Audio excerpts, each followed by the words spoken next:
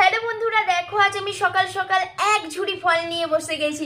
তবে হ্যাঁ, এক ঝুড়ি ফল হলো এখানে একটা ফলও রিয়েল না, সবই হচ্ছে মাটির তৈরি, দক্ষ শিল্পীর হাতের নিখুঁত কাজ।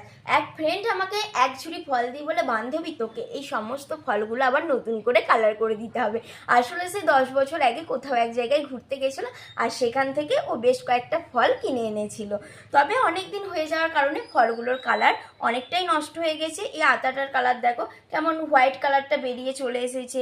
এখানে যে বেদানাটা রয়েছে সেখানে কালারটাও পুরো নষ্ট হয়ে গেছে। আমি বললাম বেশ ঠিক আছে, দে, আমি যতটা পারবো চেষ্টা করব আমার সবটা দিয়ে তোর আগের মতন কালারটাকে ফিরিয়ে আনার। তো চলো বেশি কথা বলবো না, আমি কালারটা শুরু করি।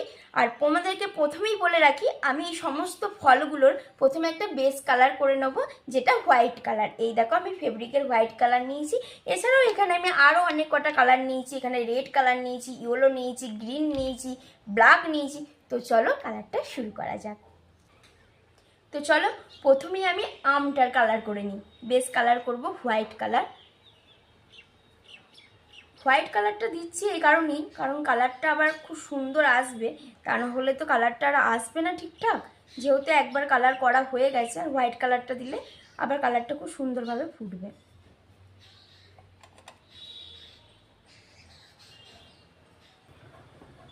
আমটার বেস কালার হয়ে গেছে, এখন করবো এই শসাটার বেস কালার। শসাটারও অবস্থা দেখো, পুরো কালারগুলো একদম নষ্ট হয়ে গেছে।